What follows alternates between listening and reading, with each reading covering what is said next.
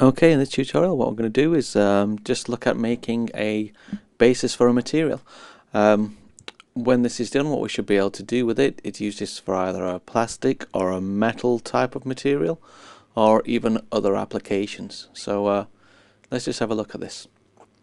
So this is a material I've already set up, and this is the material instance which we'll look at actually making at the end of this tutorial. So what I have here is a couple of parameters that we can change. So from the start we can actually change the color of this to whatever we want this to be. We can say whether this is going to be metal or not, so kind of metal or non-metal, dielectric. You could have a kind of a plastic material. We have a normal map on here, and we can actually change the strength of this normal map. So if I just up this,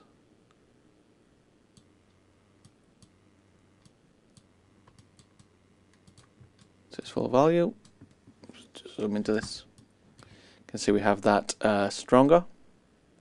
Or I can bring down the strength of this as well. Okay, let's reset that. We have a roughness on here which we can control, so we have roughness black and roughness white. So if we just play with a roughness white, we're actually doing is strengthening the white value of this, which is actually making the material more rough. So we're taking away some of the reflectivity.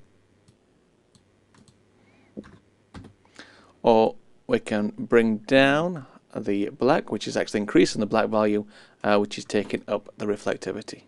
Just reset that. We have tiling on this, so we can actually change the U and the V tiling, the horizontal and the vertical tiling, separately. We have on here as well two separate texture channels that we can change, so we can actually bring another. This is just a scratch texture to create as a mask. We can actually change that, and we can change the normal map as well in here. And then as a final thing, if we are working on non-metal, we can actually click on this metal and this. Should actually have that the other way around, but we can click that on, and what we have here actually now is a scratch color. And with the scratch color, it may be easier just to bring what and scratches a bit more. We have on that scratch color is we can actually lighten the color of the scratches as well, or darken them if that's what you want to do.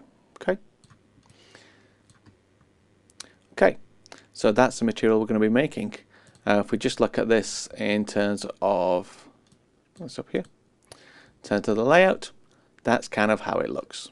Okay, so let's make a start. The first thing just to note on this is the environment that I'm using. If we're just using a basic Unreal environment, it just looks a bit bland. It's difficult to actually see the material because there's really nothing to reflect into, especially for reflective materials. So you can use HDR maps on the standard advanced sky material, I think it is. But this is actually a free one. If I just bring this over. Okay, so this is just on the Unreal Engine forum.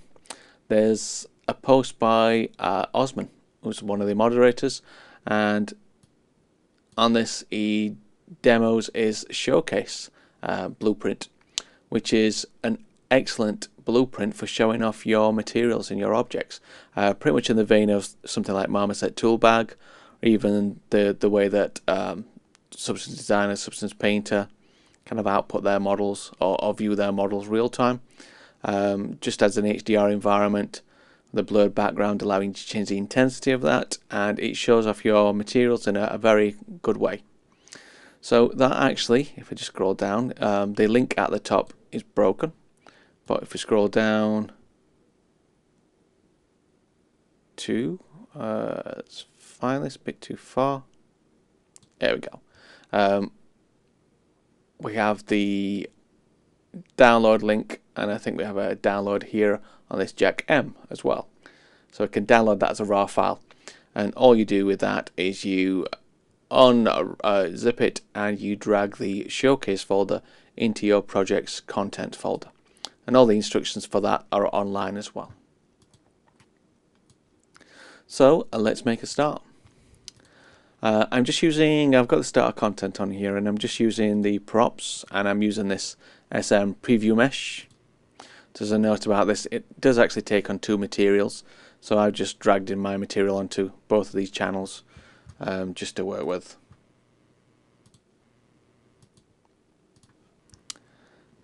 Okay, I just need to find, I don't have it anymore. Okay, so let's start making my material. So I'm going to right click, I'm going to I've created a materials folder, by the way. I'm going to create a material, let's call this tut metal mat, because I already have a tut metal. There you go. I'm going to close these down. I'm going to drag that onto, and if I actually select my object, I can drag this into both of these slots. So I have that material on there. Okay. So let's start bringing a few nodes in. So for the base color, I'm going to start off with just a 3 constant. So just pressing 3 down and left clicking, we can actually create a 3 constant, which is going to allow us to have our RGB value. We can also get this over here, constant 3 vector. You can see there it shows you the shortcut as well. So let's drag that into the base color. What I'm going to do is just click on this and just give it kind of a blue grey color as a starting point. Okay.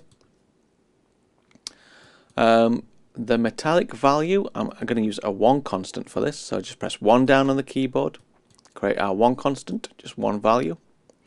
And again, if we just look here, we've got this constant, which is the shortcut 1. I'm going to add this to the metallic just for now, just to create a base material. And we're going to start off with this as a value of 1 to have this as a metallic material. Now what we actually need is some textures in here. So back to my content browser, I have some textures that I've made already. So I have a normal map. I have 2 different versions of this. I've got a normal map and I have a packed material as well. If I just double click and have a look at this for a second, this has different materials. If you are working with things like Grayscale Materials, something like a mask or a roughness or a metallic or ambient occlusion, height, having those on all the R, G and B channels is a bit of a waste. It's on the Grayscale material. So we can actually have different maps in each of these different channels. So in Photoshop, I just made these separate textures, and then I plug them into, in this case, the mask is in the red channel, and in the green channel, I have an ambient occlusion in there, quite a weak one. It needs a bit of playing around with, but kind of just what it needs to do. The important thing about this is we have to have this under compression settings as mask, no sRGB on there. If it's got sRGB, it will have gamma correction and it won't work in the right way.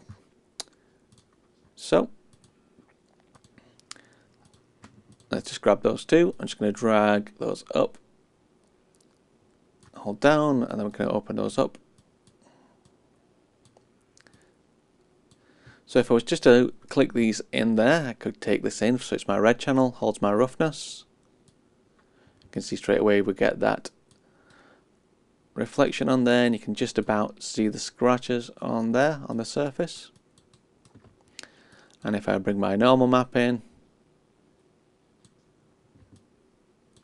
it's very rough right now, or very bumpy, but we can tone that down. Okay.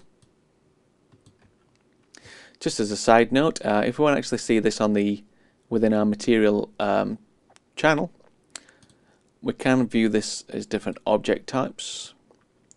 What we can also do, which is quite handy, is if I just go in and select this in my props. So just highlight the object I'm using. If I just click on this teapot, it will actually bring in that object as a preview mesh as well. Quite nice to be able to do that to see how your material is looking on your actual object. So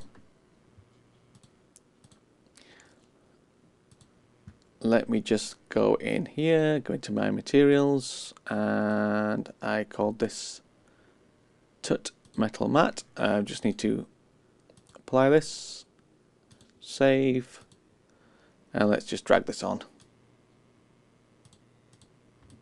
Okay, and that's kind of how it's looking right now. So let's start adding some functionality to this. So the first thing I'm going to do is deal with a roughness map. So I'm just going to give myself some room here. To control this, what I'm going to use is a thing called a lerp. So again, we can right click and we can type in lerp. Linear interpolate is what it actually is. Or we can just press L and press down, and that'll give our lerp node. It's quite a common one. And what this allows us to do is mix two values. There could be two colors, two textures, two actual values, and combine those with an alpha map. So in this case, our alpha is going to be our roughness map. Let's bring this in. And in terms of these values right now, they are kind of set as we need them to be. If you just look at this, we've got a constant A and a constant B. Remembering that with a roughness, what we're actually doing with this is controlling the roughness via value or a color. So we have this as a value of, I'll just click out of this for a second. Just make a 1 constant just to illustrate this point. We have this a value of 0. We have this completely smooth and very reflective. We have this a value of 1. We have this completely rough and no reflectance value. Okay. This also equates to color values, so 0 being black, 1 being white. So white is completely rough, black is completely smooth. And that's kind of what we're getting with our mask here, our material. If we just look at this again in the textures.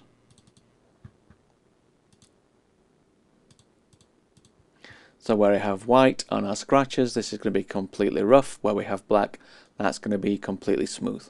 And variations of grey in between is different amounts of roughness on there. Okay. So let's just connect this back up to my roughness, and it will be exactly the same as it was when we had the roughness map plugged directly in there, because we're just using pure black and white values on this. And we're just controlling those black and white values via the mask. But what I'm going to do is actually, to be able to control this, I'm going to create two constant vectors. And I'm going to essentially set these up so they're exactly the same as these. So my constant A is going to be a value of 0. My constant B is going to be a value of 1. Again, that won't have changed anything. But when we start messing about with these values now, we can start controlling the roughness.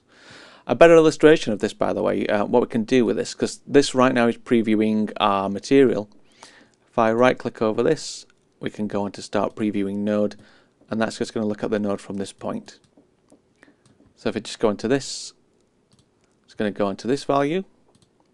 And if we start bringing this up, what we're actually doing,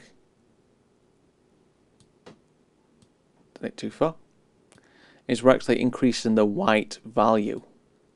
Or we're changing the black value and adding white to it, or lightening it. So by bringing this up, you see we go to more of a grey value.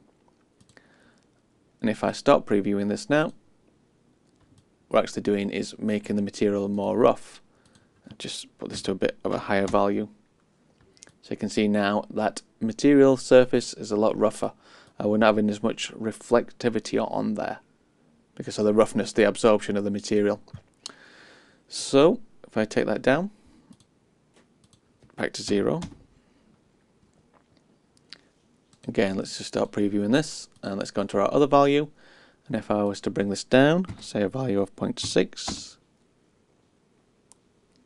maybe bring it down some more actually. But what we're doing here is we're darkening the lighter values, essentially, or getting rid of the white. And if I take this down to either 0 or a minus value, we're getting rid of that white completely, and now it's fully black, which means that this is fully reflective. This is just from our normal map, by the way. If I just switch our normal map off, you can see that's completely smooth. Okay? In fact, I'll just leave that off for a second. So, let's just set these back to what they were. That's 0. Okay, good to go. So there we have a way of controlling our roughness on our surface. So let's deal with a normal map now. Plug this in again, and I said right now it's quite rough. We probably want to be able to control this without having to go back into where we made this. So this was actually made in Endo, Endo through Photoshop from the original mask texture. So what I'm going to do with this is I'm going to use another common node, a multiply node. So if I press M on the keyboard and left click, we have our multiply node, or we could simply just right click and multiply and get it that way as well.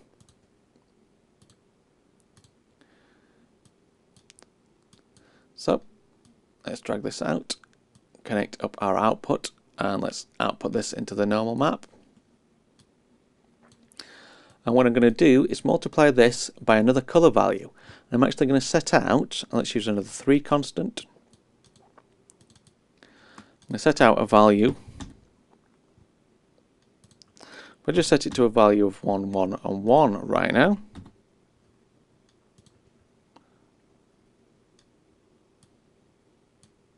It's going to do nothing at all. If we start bringing down these values, let's go into this. Now, when we're controlling the normal map, we don't want to control or to change the blue value. We only need to change the red and the green values. If I actually set these down to 0.5, what we're doing there, just click on this, is setting kind of our base value for a normal map. This is a normal map without any indentations or extrusions, essentially, without any noise on there or bump surface on there at all. It's completely flat. And what this is going to do is this is going to smooth out our material a little bit to make it a bit more subtle. What we can also do is we can now bring these values down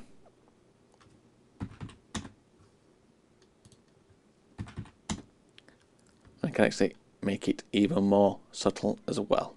Okay, so I'm just going to set this back to 2.5 for now and just OK. And there we have our normal map.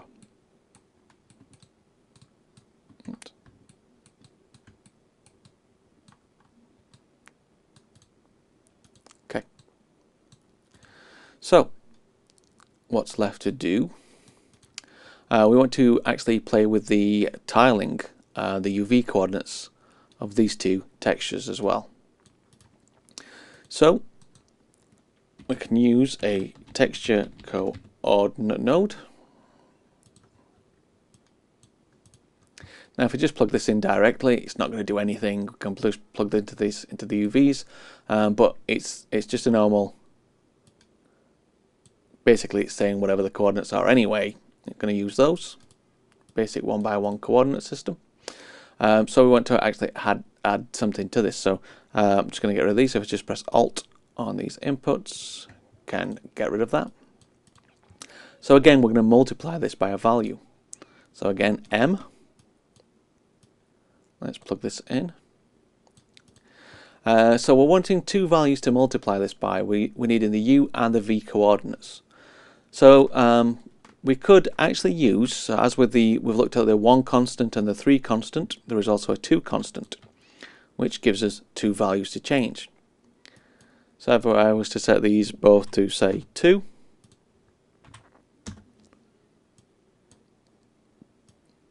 and plug this in, we're actually changing I actually plug this onto this.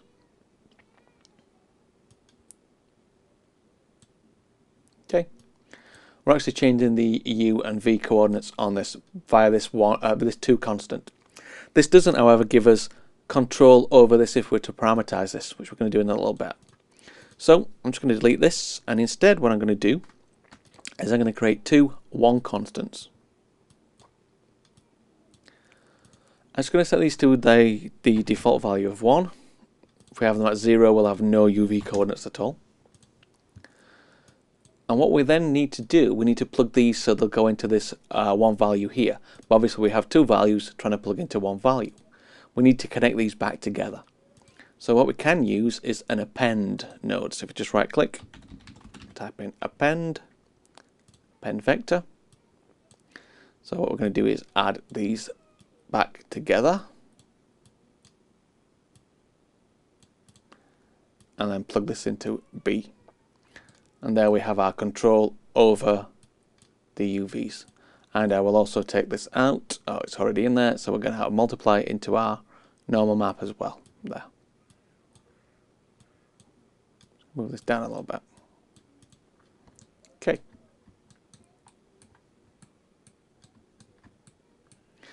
Okay. So, if I just apply that and save, it's kind of what it's looking like at the minute. Okay. So, what we can do with this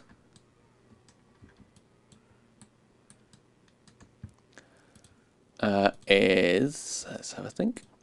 I want to create the ability to put different colored scratches on this as well. So what I'm going to do with this is I'm going to do another lerp. So L, press down. This time I'm going to use my ambient occlusion node, or ambient occlusion texture, sorry, which is in the green channel of this here. So if I drag out from there, now we need to be the other way around, essentially with our alpha. Let's plug this into the alpha. So we want the color, or the main color, to be in our B channel. And then what I'm going to do is I'm going to multiply this by a value, essentially, to get a brighter or darker value of this. So let's use another multiply. I'm going to put that in A. I'm going to get a 1 constant and plug this into B. And then I'm going to take the output of this and put it into the A channel of the lerp. So if I was to look at that, let's just start previewing with that node. We'll get the value, we times it by 0 right now, which is giving us nothing on this, no change. If I start bringing that up, we're going to start getting a brighter value. The higher that goes, the brighter that goes. Okay.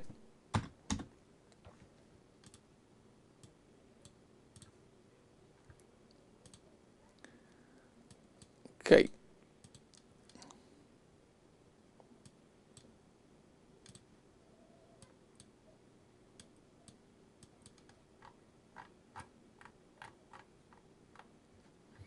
Can't really see. Oh, you kind of can on there. You see. Let me just bring this a little more. I'm just previewing the lerp now. There we go. If I bring that up, you can actually see that color there lighter. If I bring this down, a negative value, we're making those scratches darker in there as well. Put that to 0. It's got the effect of the normal map on there. So what I'm going to do with this, now you don't have to do this particularly, just to show you that we can do this. I'm going to have this, so basically I'm going to, depending on whether this is metal or not, I'm going to have a switch which will allow us to set out whether this is metal or not. If it's metal, it's just going to use the base color. If it's not metal, it's going to allow us to use this lerp on here. So to do this, if I right click, we can use a switch. and I'm going to use this static switch parameter. So by default, I'm going to set this, if I'm thinking that by default this is going to be metal, okay, so I can change the default value of this over here. Let's click on here, so it's going to be true by default, essentially.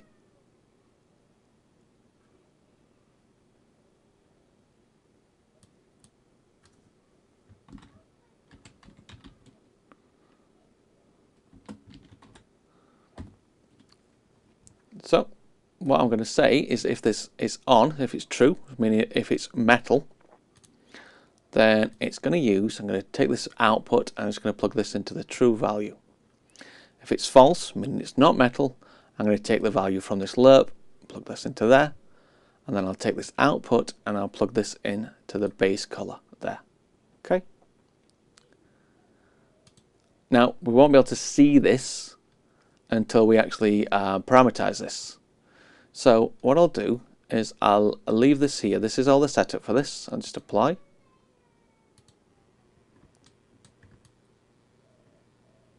And I'll start the tutorial here, and then in the next one what I'll do is we'll go through, parameterize this, and we'll set up a material instance.